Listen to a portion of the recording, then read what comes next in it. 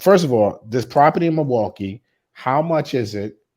How much is the property in Milwaukee? And yeah, let's start with that. And how many units?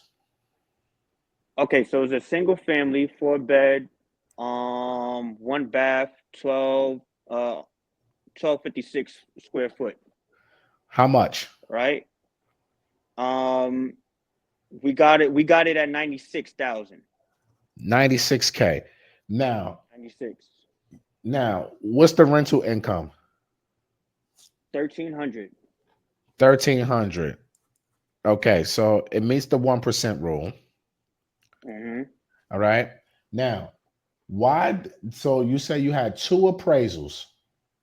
Right. Why did they? Was this with the same lender?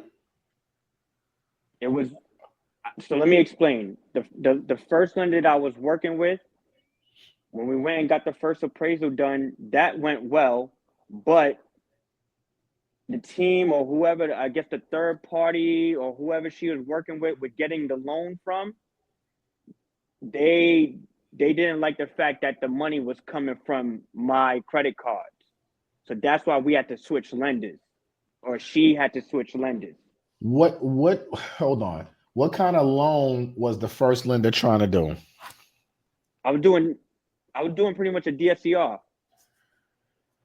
Okay, so you was doing a DSCR loan, and you Correct. were you was pulling money from your credit cards for down payment and closing costs. Yes, sir. Okay, so that loan officer just wasn't experienced. I listen. I've come to learn that, and that's what I'm trying to say. I stumbled into this lender because I had a more experienced one, but she just wasn't like we was in conversation, and out of nowhere she just stopped texting, like for whatever reason. So then I just had to switch lenders because I was trying to get the deal under contract. You get what I'm saying? And deals go by like this. So So when you switch lenders, the second lender did an appraisal, and that appraisal said decline in market. right, no, but when I switched from that first lender that wasn't being professional, we got the first appraisal done, and that was a stable market. But when I told her where the money was coming from, they didn't like that, or whoever she was working with didn't like that. Correct. She went that same lender, which is the second lender. She went and tried to work with a different lender with, I guess, her third party company. I don't know the back ends of that. And when we got the second appraisal with whatever lender she found, they said that it's not in a stable market anymore. It's in a So declining market. so it was the same loan officer. She just did two different banks. Right.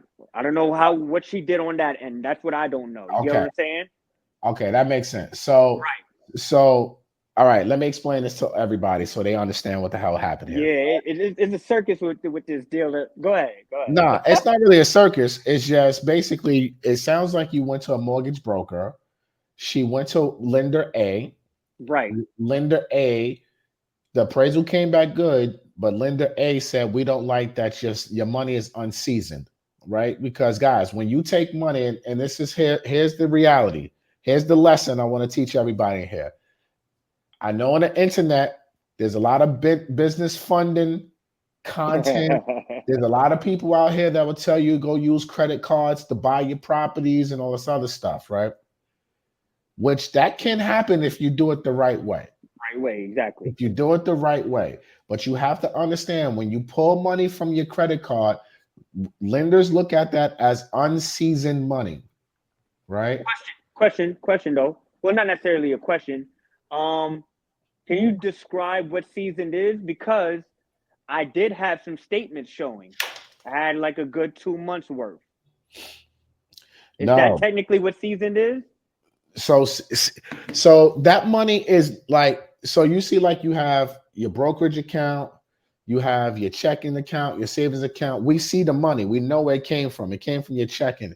You basically taking out debt and Right. having another payment. So you pulling money from a card. That's not your liquid. You know what I'm saying?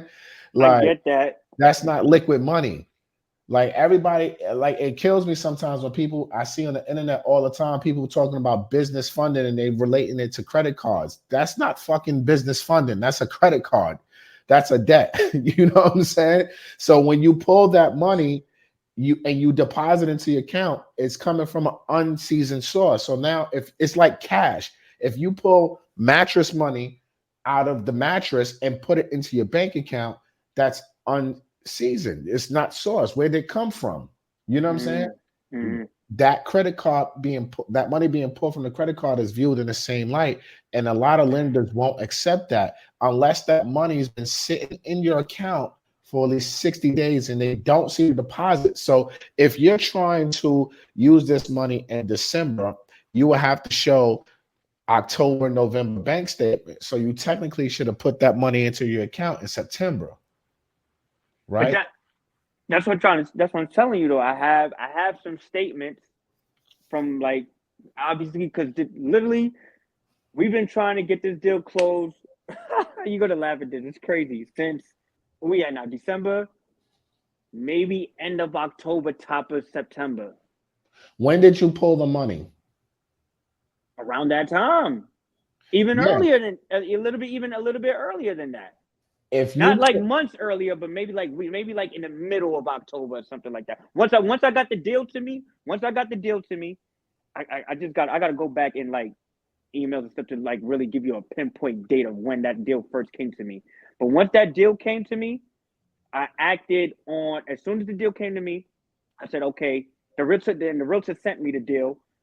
I didn't even go looking for it. The realtor sent me the deal. I said, okay, let me act quick and get some funds so I can have my down payment, my source of money ready for closing and proof of funds, things of that nature. So I acted on it as soon as the deal came to me. You dig what I'm Yeah, but saying? that's where you went wrong. Okay, That's what talk to me. I'm taking that's notes. where Talk to me.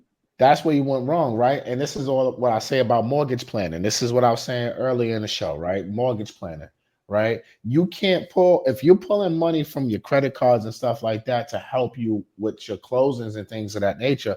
You can't pull it when you get the deal. You got to pull it months before you even get the deal. Okay, hold on. Let me write that down. You see what I'm saying? So Yep. like if if you pulling that money, if you look guys, if you're trying to use business credit to buy real estate and you're going through lending, like we have to see the money in your account sitting for 2 months. If you get the contract in October and you got that deal in October and they sent you the deal, and that is when you pull in the money and you deposit that money, now that is an unseasoned, like large deposit. And when we back it back to the credit card, the lender's gonna say credit cards, no thank you.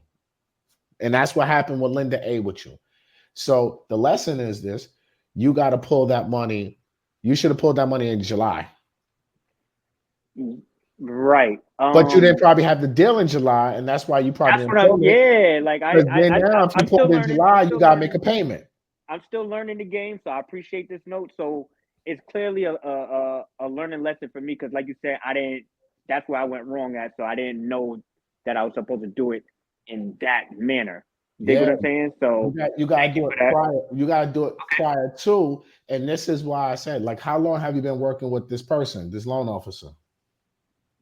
Since since pretty much end of October, started September when I around the time when I got the deal. Okay, so it wasn't on their fault on this because they wasn't able to like coach you, right, and tell you what to do, right? Right. Exactly. But this is why, again, my platforms exist is for you guys to learn how to really go out here and do things the right way. So that way you wouldn't be sitting here on live telling me your issues and your pain points. You'll be telling me how you had a successful closing. You know what I'm That's saying? yeah. Yeah, it's true. I But don't listen. but this is a learning lesson. I love this for Yeah. you. I Yeah. love this Nah. for you. You know, I call it failing forward. That's what we doing. that's all we doing. You moving. You got Right. motion. Slow motion better than no motion. You know what I'm Absolutely. saying? So I love this, but this is good lesson. So I hope everybody really caught that because I know a lot of people are out here using business credit cards. We see it online all the time. People saying you can use this to buy property, which can be the case, but you just have to know your steps and how to do this the right way if you're trying to leverage these type of financing. So, all right, Mhm. so let's get back to your story, right? So we understand why Linda A. Now that deal died, so she flipped it to Linda B. And then Right. Linda B says we're not going to accept your appraisal from Linda A because they're not going to recertify. Linda A says we're not going to recertify that appraisal to Linda B. So Linda B says we need to order a new appraisal. And then Linda B's appraiser came back in and said it's a declining market. So now Linda B is like, no, fuck this deal. And then now she's trying to fight lender appraiser B and say, hey, we got an appraiser already from lender A. They didn't say declining market, they said stable market. And appraiser B is saying, I don't care what appraiser A is saying. This is what my opinion is, and I'm sticking to it, and I'm not changing my report. Correct? Right. So let me continue the story because there's still a little bit more. So now, since she got the decline appraisal from appraiser B, she goes back to appraiser A now to see if he would still take back the deal. Hey, Does say that that make sense? again. Say that again. She she went back since we got since we're in a decline market now, right? From appraisal number two, Mm-hmm. since that's what they determined, she wanted to go and go back to appraiser A because remember the first appraiser approved it, but it Correct. was because of the funds that we didn't go forward. So now she wanted to go back to that same appraiser to see if he would still uh take on the deal. So I guess to get the to get it back appraised because now it's saying that's in a state is in a decline market. Nah, So your deals are dead, bro. I know like Your in deals are dead. in a sense I don't think so because I got another lender who's in that market who also doesn't care where the funds come from either. Private lender, they don't care where the funds come from, right? So I'm working with them. The only thing now is like I just gotta pray on it is that the seller don't back out. Mm-hmm. That's the only thing. That's because I got the right lender now, right? And this lender I knew this lender, but he doesn't do deals under 100,000, so Mm-hmm. I couldn't go to him. But the strategy that I did learn though was that what he stated was we could just bump the price up to 100,000 and just get it back at closing as a seller's credit. That doesn't make sense. Um, I understand what he's saying. Because he just wants to make the sales price 100,000. 100,000. Yeah. So basically, we'll make a 4,000 concession, Right. but then now, this is where the trickery comes in. All right. So Okay. before we get to the private Yeah. lender, Talk. Yeah. Talk to him. before we get to the private lender, let's talk about the first loan officer. You got lender A, lender B.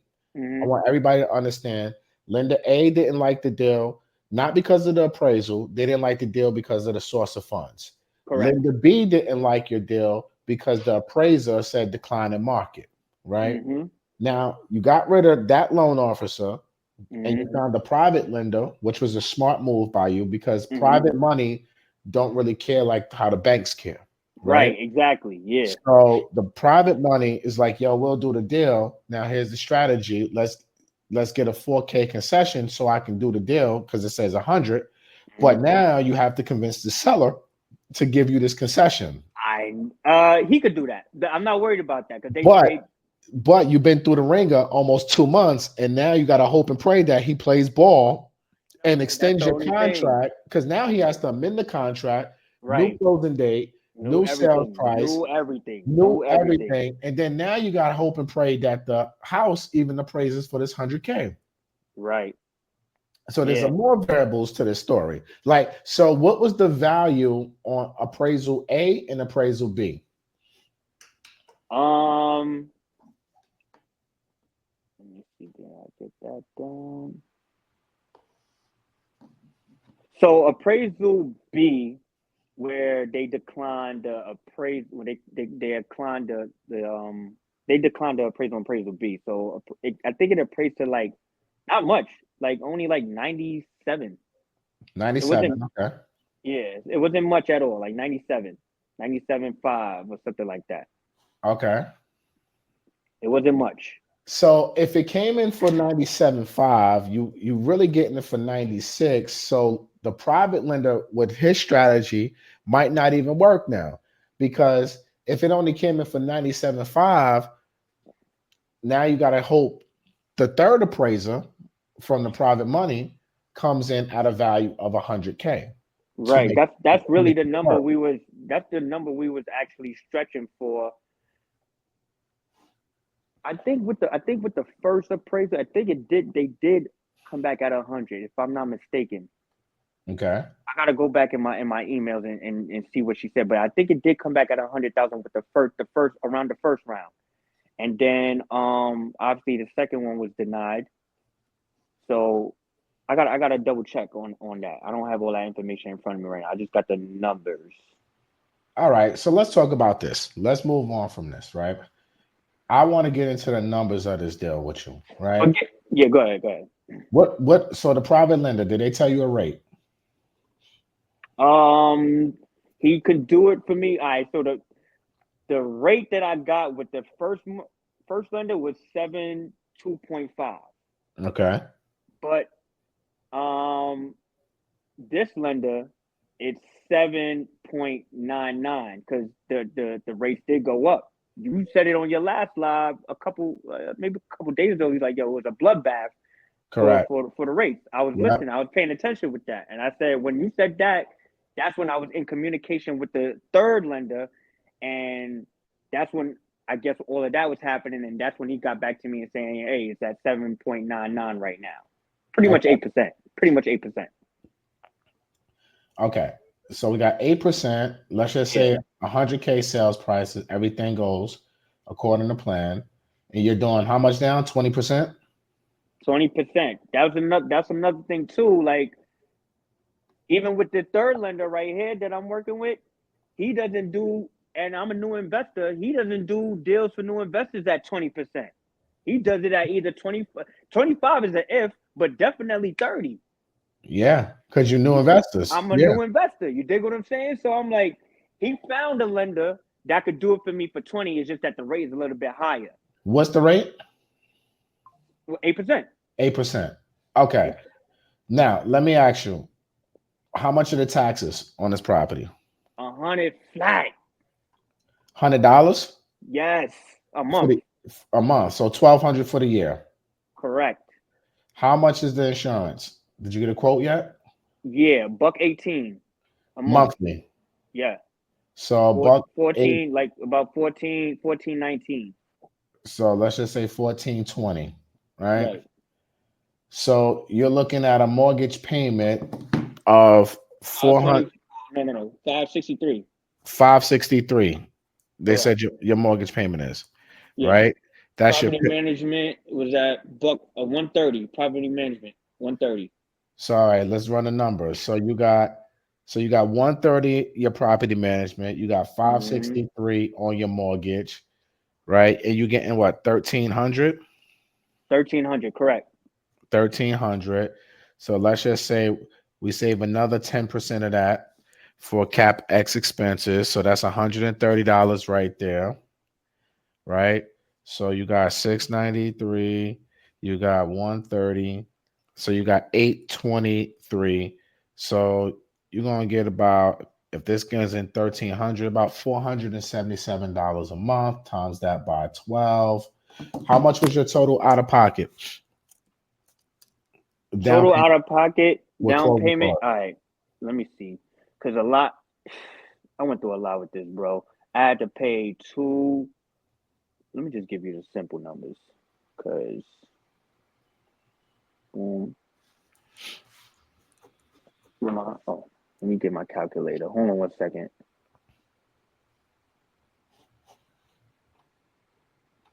Y'all following this, y'all? IG, YouTube. Type yes in chat if y'all following this conversation. Throw a fire in the chat. Matter of fact, if you find this, if you following this conversation, if you learning something from this conversation, throw a fire in the chat, man. So we got 19,200. That's the 20% from the 96,000. But you did it at 100,000 though, just Yeah, I now? did that. I did that 100. All right, so we got to go with the 100 then. I just got the numbers from the 96.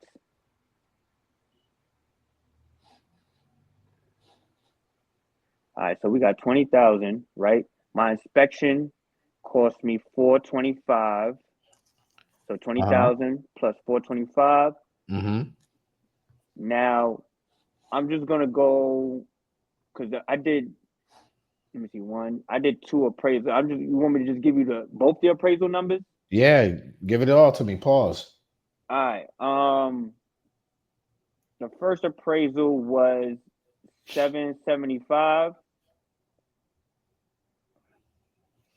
Hold on, 775 plus some third party fee that I don't know that it just came with that, which was $90, Mm-hmm. right? And then the let me see, damn, I gotta go look for the second appraisal. Probably around the same amount, right? Probably, yeah, it was like seven something. No, no, no, no, no. Yeah, like seven something. It was like seven something. You could do it at 700. Okay. And how much is Plus, the actual closing cost they quoted you? all right, so they it wasn't the final numbers, but it was like around 5,500. So let's just call it 6,000. All right, plus 6,000. So let's just call it 28K that you out of pocket to acquire this deal, Right, right, right? pretty much. And hold on, before you, well, matter of fact, go ahead. I don't want to confuse the people. Go ahead, because I know you're still teaching at the same time. So go ahead. Yeah. So what I'm basically doing is figuring out your cash on cash return, right? So you at 477 a month net, times that by 12. That's 5724. Divide that by 28,000, right? So you basically had a 20% cash on cash return after your expenses. It's not bad. Right. Yeah. It's a great freaking deal, bro. But Yeah. Nah, it's a good deal. it's just the people is just I don't know, man. It's And now with the third lender now, he was saying even though that the interest rate might be a little bit higher, and I'm gonna have to pay for just $40 more towards the mortgage in comparison to the first lender. I can leave. I don't have to bring that much more to closing, because he's saying I could just get you to bring like 23,000 to closing. So I'm saving on the back end too, working with this third lender. That's why I'm saying the only hope is the seller don't back out. yeah. You feel what Yeah. I'm saying? That's the Yeah. only thing left right now, because everything is still in alignment. I didn't give Yeah. up. That's the number one thing too, y'all. Like, if you don't mind me just saying this one Go thing ahead. to your people, Go ahead, bro. you're gonna go through stuff, y'all. This is my first deal that I'm going through, and I'm going through like everybody's situation and everybody's deal is gonna be different. So I've been going through a whole clearly, and I mind you, I didn't even spill all the beans yet, y'all. This is just some of the things. So I'm still going through a whole. I went through a whole roller coaster with this thing. But you're gonna have to go through this stuff, no matter what in this game of real estate. And the goal, you just can't quit on it. That's why I was like, even the realtor and the lenders that I was working with kind of getting frustrated. Was like, yo, do you still want to do this deal? I'm like, yeah, hell yeah, I want to do this deal. You see the numbers? Mm. You see the numbers? There's no feelings in this the numbers make sense. The path is That's what math. right. The math is mathing. So of course it makes sense to do the damn deal. So, but it's just a roller coaster effect that's just happening and everything that's the darts that's just being thrown. But you just got to go through it. But Nah, you got to grow through it. grow through it too. You, Yeah, of you course. got That's you what got it's to making me do. That's what it's yeah. making me do for sure. That's Yeah, what it's making me do for you sure. growing, bro. There's so many valuable lessons. There's so many valuable lessons in your story, and that's why I was like, yo, we got to hear this story because I know there's so much that it can be learned from. And when you're going through these type of deals, and this is why, real talk, this is why I'm preaching to everybody. You have to get mentorship. You have to get coaching. You have to take courses, programs. You have to learn like as much as you possibly can when you going into these deals, so that way you can try to avoid some of these mistakes. Because a lot of things that happen in your deal could have been avoided for sure, Yeah. right? Definitely could have. I'm happy you went through it, right? And it's not like it cost you a lot of money. Yeah, I'm not You know like, what I'm saying? I didn't put my, because I am being mentored. Shout out to my mentor, Will Roundtree, and all. I just want to throw that out there. Shout But out to yeah, I am being mentored. You know what I'm saying? So, and what I've learned too in real estate, and you mentioned it, that y'all got to get this book. I'm telling y'all got to get this book. Get this book. Um, find a strategy. Mhm. Find a strategy and stick with it. You know what I'm saying? Like, everybody's gonna come to you about tax liens, tax deeds, DSCR loans, uh, private lender money, hard money. Like, you gotta find one strategy and a proven strategy and stick with that one strategy. And then once you master that, then you can venture off and do everything else. But I'm just going with the strategy that I was mentored. Obviously, leveraging my credit, because that's another thing too. That's part of the 3 C's that you talk about. Credit is one of them. Yeah. When your credit's in position, y'all, you have unlimited access to funds. As a matter of fact, hopefully tomorrow, sometime this week before Christmas actually gets here, I'm closing on $25,000 business line of credit. That's liquid cash, and that was just money I just want to just have, just because so that when I do close on this deal, because we ain't out the woods yet, so I'm not gonna speak any negativity into it. But when I do close on this deal, I just have some cash just to have Yeah. in case, because I don't want to be house rich. No, how you say it? House rich and cash poor. Yeah, I don't want to. I'm not doing that. So when your credit's in position, you have unlimited access to credit. You know what I'm saying? And if you know how to utilize the credit, if you know how to calculate interest and stuff like that, you'll be all right. But So that's the situation. let's talk about the credit that you use, because you pulled this 28K from business credit cards, correct? Yeah, I pulled it from one business credit card. How much is that 28,000 costing you? Because we didn't add that into Oh the yeah, number. I forgot. That's the carrying cost. Yeah. 350. 350.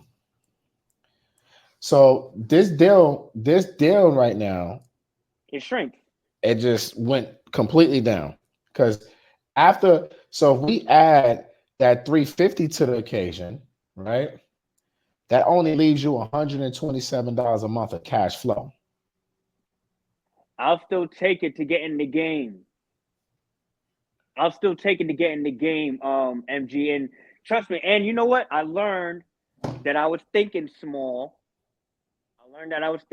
So now, let's say when this deal does come through and everything works out, it's just another learning lesson. But now I know what my end goal number is now after going through the situation. Mhm. I don't want any profits being that low after this deal. You dig what I'm saying? But to get in the game though, and to still be in the green, I will take it.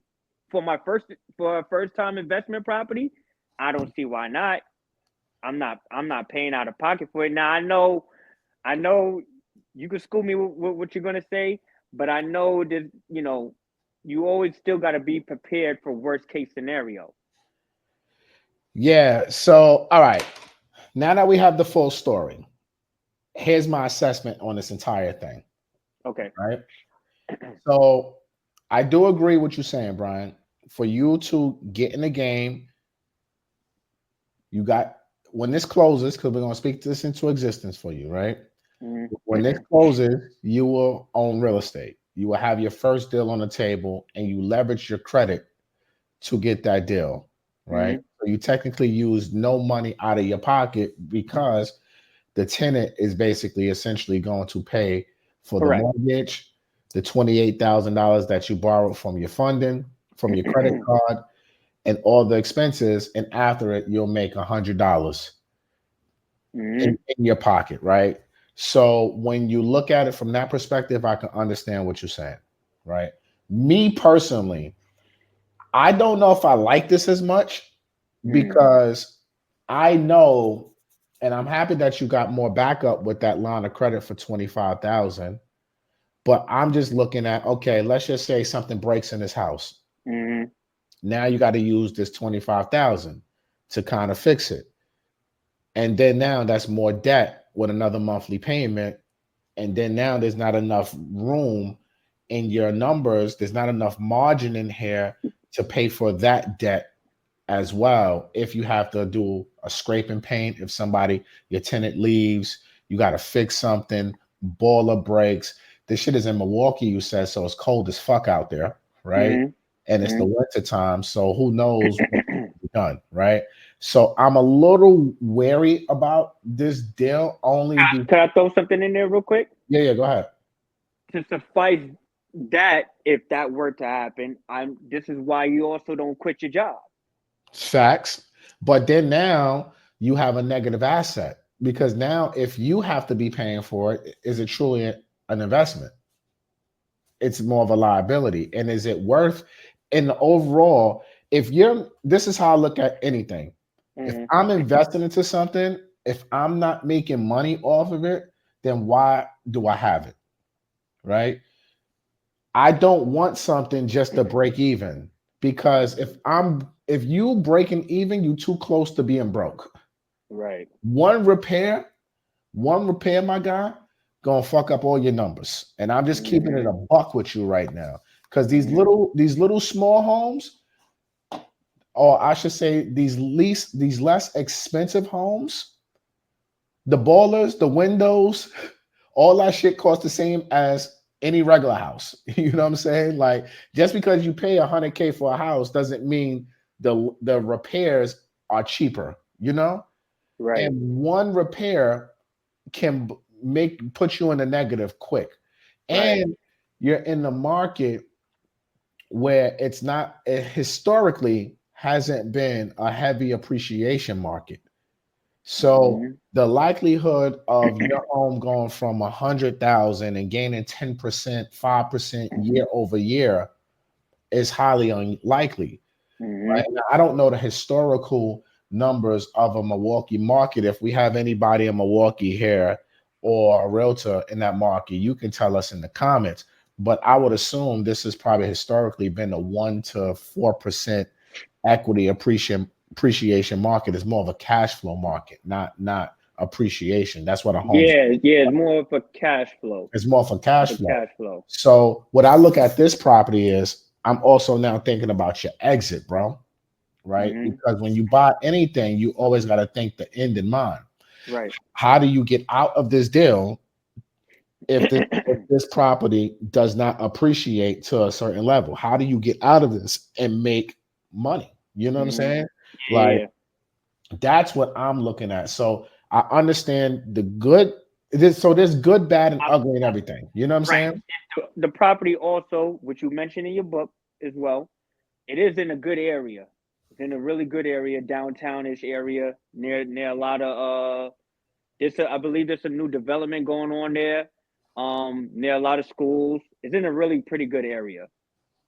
And Which is good. even say it again. I said, no, that's good. Yeah, yeah, yeah. So you know, the I what you're teaching me right now is absolute facts. And again, I'm just learning. I'm just taking notes as you go. So go ahead, speak. Nah, I love, bro. I'm gonna tell you this. I love all of this shit for you. You know what I'm Mm-hmm. saying? Yeah, Like, yeah, yeah. I look. You from Big Queens? Any nigga from the hood trying to get to it, Fact. I'm gonna support that 100,000%. So I'm not sitting here trying to come in a negative tone. You know what I'm saying? And I No, don't I want know that. I know that. I know that. and I don't want nobody to think that. You know what I'm saying? Especially you. I'm Absolutely. proud of you, bro. You know what I'm saying? Because I Thank already you, know man. what it is. Thank you. Like Thank I'm you. I'm proud of you, bro. It takes a lot to go out here and step on faith and to go out here and roll the dice and bet Right. on yourself, you know? Mm-hmm. I'm just looking at this from a holistic point of view and trying to give you both sides of the fence, right? Like this deal is not a cash flowing deal. This is a deal that's heavy loaded with debt. You know what I'm saying? Mm-hmm. Like your capital, you capital stacked, right? You got bank Right. Right. financing and Right. you got business credit. So you stacked your capital without using your particular money. But I Right. would have loved it. I would have loved to see at the end of the day that you still was making 3, 4, 500 bucks off of Okay. the deal Okay. after all your debt service and your expenses. You know what I'm Mm-hmm. saying? Like Yeah. for me in my mind, if I was your mentor and we was discussing this deal prior to, and we had this conversation in private like we're doing in live, I would have probably told you, yo, bro, I don't like this deal. See if you can get this lower to kind of compensate. Get the what? The price? The price, right? Because I'm looking at, if you buying a house for market value. You know what I'm saying? Good. Hold on. Let me get my charger real quick. Give me 1 second. All right. Yo, put a fire in the chat if y'all learning something from this convo. Put a fire in chat. Throw some gems in the comment. Yes, Shannon, this is going to be a rental. Throw some fire in the chat. Throw some gems in the chat if you learning something from this convo. And if you want me to continue to have these type of conversations on my platforms moving forward, type a gem in the comment. Leave a comment. Let me know what your thoughts are on this. All right, I'm back. So, shout out to Yo and shout out to the mentees in the building, right? So if I was your mentor and I was able to analyze this deal, and this is what I do with my mentees, right? I analyze deals while they're making offers. We going through the numbers, right? And we're looking at this from a funding side, an investor side, and me personally. If I was your mentor, I probably would have told you, I don't like this deal at these numbers. I like this deal at this number, because at least you can go into this with some sort of equity play, something, right? Yeah. To kind of buffer to where if you want to exit out of this deal in 2 years and trade up or whatever the case may be, you have room. Buying the deal at market value, to me, if it only appraised for 97 and you get it for 96, for me, I don't like that. You know what I'm saying? Like, we are investors. We have to go in there with a deal. You know what I'm saying? And that's why I said no, absolutely. And that's why I said I just got to become a better deal evaluator, because that's where I'm getting better, but I just gotta get better at it, honestly. You know what I'm saying? So I hear you on that 100%. And my exit strategy goal was obviously for the property to appreciate, within a year, and do a cash out refi to pay off the credit card to increase my profits. And I'm glad you said that. And I know that was your exit strategy, because that's what everybody, first of all, the cash out refinance, you make money in this business when you buy, not when you sell, right? And you make your cash out refinance even more when you buy. And that's exactly why I said to you, I wouldn't advise you to go in at this 96 number, because you don't have no equity. There's no room for you to do a cash out refinance. Like, look, what's the max LTV for an investment property, single family, for cash out refi? Say that one more time. I didn't hear you. What's the max loan to value that a bank would give you for a cash out refinance on a single family investment property? Up to 80%. Nope. That's a purchase. On a purchase, they'll give you 80%. On a cash out refinance, they're going to give you 70 to 75. So they're going to give you 5 to 10% less. So that means in order for you to do a cash out refinance, you would have had to buy this deal at 55, 60%. So that way you can go and take 10, 15% out on your cash out refinance. See, you're buying this. So numbers wise, let me give y'all the numbers, right? This deal right here, you got it for 96,000, right? And it's worth 96,000 basically. Yeah. So wait. Here, all right. So here's the deal. Here's something that I didn't tell you. He was selling it for 99, right? We talked him down to 94.5, and then we settled at 96. I forgot to give you that information.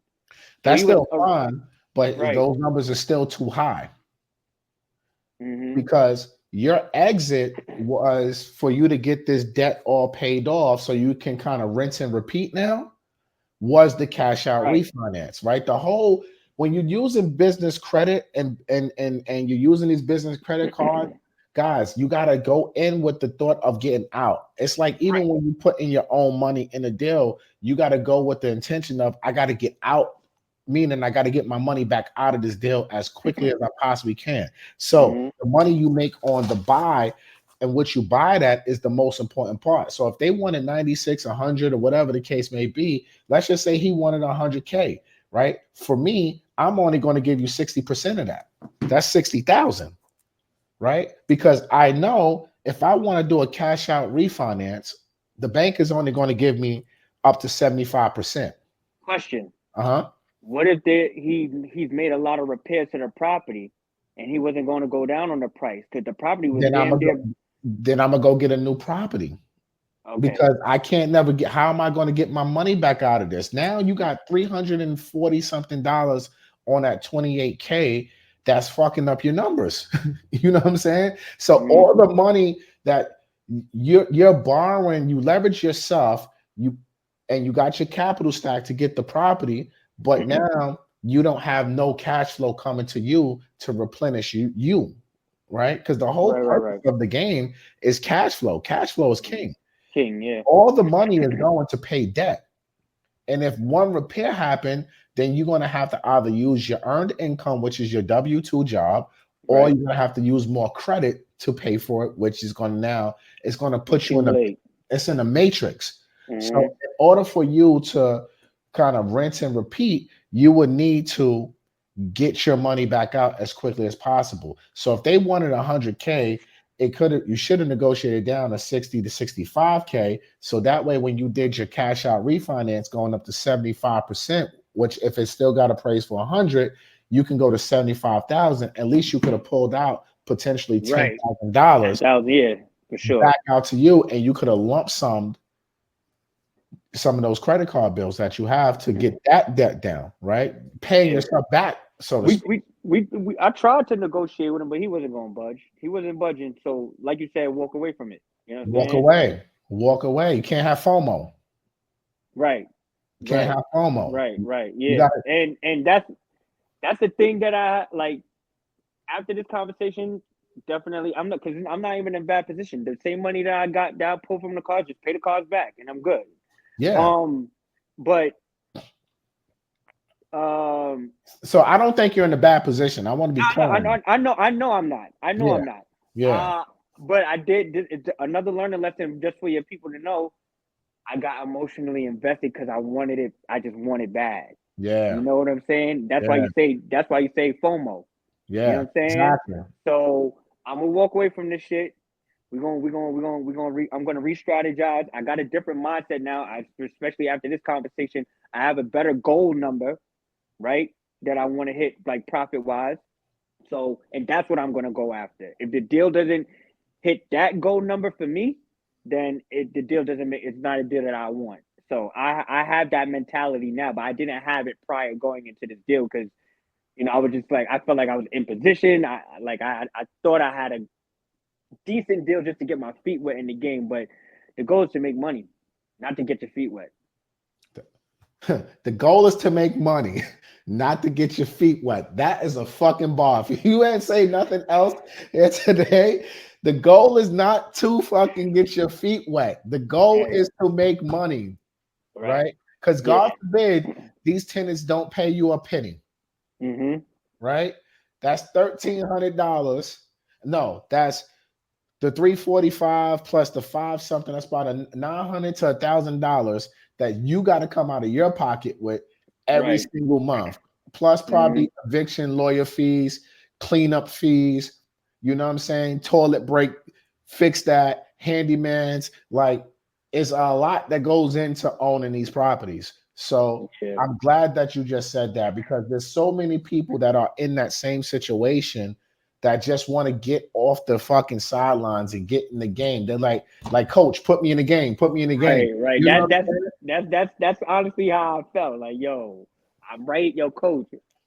I put in the work, because you could tell I put in the work. I know what I'm talking about. Yeah, you definitely do. You definitely do. Like, you out here reading, you out here studying, you out here learning, you doing everything. You doing everything. Go to mgbookstore.com, y'all. Go to mgbookstore.com. Pick it up. But like, you doing everything that you're supposed to be doing, my guy. You know what I'm saying? Little twerks and turns here. It could have turned out differently for you, but look, we grow through this. We grow through this. We move on to the next. and we move on to the next, and we move on to the next, and then 5 to 10. Like, how old are you, bro? 36. 36. So by the time you hit 40, you're gonna have 5, 10 in them joints. I know that's a fact. I'm definitely aiming going to have my first one definitely next year for sure. My goal was definitely to end the year off with this one, but again, it's a learning lesson, so I'll take it. Nah, this was beautiful, man. This was beautiful, man. You want to take some questions from the audience, man, while we got you here, man? Because I know people may got some questions, man. So if y'all got some questions for my guy Brian, man, this was fucking amazing. Look, thank you for coming on here and sharing your story For because this is sure. not easy. You know what I mean? Nah, for sure. Like you got to put yourself out there in order to really learn. You know what I'm saying? That's why I call it failing forward. Like you can't be scared to put yourself out there because what's separating you from your mission or from your goal is the information. Mm-hmm. It's information. You know what I'm saying? It's not the money. It's not. It's information. You know what I'm saying? Because you still need to know what the heck to do with the money, even if that's what you feel that you're missing. Mm-hmm. You dig what I'm saying? If you don't know what the heck to do with the money or how money actually works, you're gonna put yourself in a really bad position. That's why I'm not in a bad position because all you know what I'm saying, all I gotta do is just pay my credit cards back. I still got the money being seasoned in my account, whatever. And as a matter of fact, just to give a credit tip, when you have when you build banking relationships, right?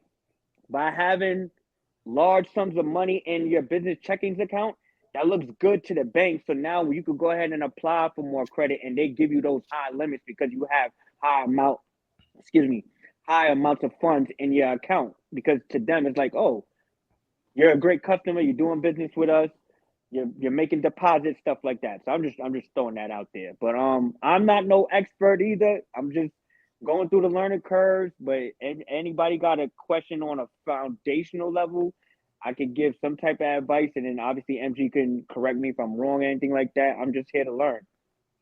Nah, this was super powerful. All right. So Ed says, yo, Brian, do you have a primary residence already? Not sure if you mentioned that or not. Not at all. This would be my first investment property right now. This would be my first property, period. You know what I'm saying? So, but I've watched my like I was fortunate to be born with both my parents in my life, and they understand the value of real estate because they own a lot of real estate. They just don't know it from the business investor standpoint. They only know it from a homeowner standpoint, and that's still okay. But I'm not asking them for anything. This is all me. Mm. This is all me. You know what I'm saying? They done enough for me. I'm 36, so I'm grown. I'm going after my own. I'm going after my own food. You know what I'm saying? I love that, bro. I love that. I'm in your program too. I just haven't tapped in. I'm You in your should have been program. tapping in. I know, I know. So Like, listen. Listen. I got a strategy. I'm just trying my best to stick to one. I don't want to get overloaded with so much information that I confuse my damn self. You know what I'm saying? But your source, I know for sure I can trust. So I'm gonna tap in for sure, so one look, thousand percent. I'll tell you like this. There's very few people out here that can do it at the level that I'm doing it, I right? know that's a fact. That's a Like, fact. and I'm just being honest. Like, there's a lot of great people out here. Like, I want to say that, like, a lot of great people that are that got programs that are doing stuff at a very high level too, right? But I just really Mm-hmm. feel like when you are working with me, like, and look, if you join the academy, that's good, right? The pre-recorded stuff, the webinars are cool, but the real gold with me is having me one-on-one, like how we're talking right now, to be able to have these type of conversations on a regular basis. Like my mentees, I have some mentees that have weekly appointments with me every single week, same day, same time, and we chopping it up 30, 40 minutes about whatever they got going on, right? That's Mm-hmm. where the real value is because now you're able to talk to me on a one-on-one basis. We're building a relationship. And now where you're out there moving and shaking and you're going through your motion of looking for property, analyzing properties, now you have me at your disposal to basically say, yo, MG, I got this, da, da, da, da, da, and we analyzing these deals and we breaking it down for beginning, right? So that way Mm-hmm. we avoid a lot of these things. Like there's no one out here, and I'm gonna say this: there's no one out here in my space that is doing one-on-one mentorship for the price that I'm giving at. Right now, it's 5K a year, but I'm giving it to y'all tonight and tonight only for 1K for 1 year. I don't care if you put 50 calls on my calendar, it doesn't matter, right? I would highly advise if anybody got value from this conversation that I had with my guy Brian. And remember, this is the first time me meeting Brian. Like this first conversation I think we've had on this channel. Like he said, he's been on my lives. He's tapped into the programs. I brought him on live to share his story. He shared his story. But I'm telling you, if anybody watches right now, you want to avoid certain things, tap in with me on a one-on-one basis. Be able to text me, do video calls with me, learn from me. I'll help you analyze deals. I'm the fucking book. You know, right. like what you're reading is in here. You know what I'm saying? Fact. And I go through numbers. Boom. Right. So I will advise you too, Brian, tap in to the program today and today only. It's only a stack for the whole 2025. And that way you can continue to run your plays and really learn how to do this. Because especially on your exit, and that's where I think you messed up the biggest on this is, I'm not going to say messed up. That's a harsh word. That's why I think the negotiation part went wrong. Right. Is because the exit wasn't thought about thoroughly on that exit, and the realtors have no clue. But that's why, no, for sure. But that's remember I said in the beginning, that's where I got to become a better deal evaluator. Yeah, you feel what I'm saying? So that plays into it, because if I knew, I'm still learning about like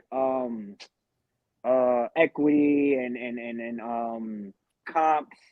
I'm still learning these, even though I know my realtor's supposed to supply me with that, and I have some good realtors out there. I got a good team out there and everything, but I just want to know it for myself. 100%. 100%. And that's what it's all about. Learning for yourself. So now you can hire the right people. Right. So when you interviewing them, now you like, nah, you don't know enough. I can't rock with you. I don't care if you've been in this for 20 years. You may not fuck with investors. You know what I'm saying? Because a lot of these folks out here don't work with investors. So John Gotti on Instagram says, MG, can you pay with a credit card? Absolutely. You can even do payments with Afterpay or Klarna. I think Klarna's offering 4 interest-free payments of $250, and then Afterpay is like $87 a month or something like that. So tap in, man. This is almost free. Merry Christmas.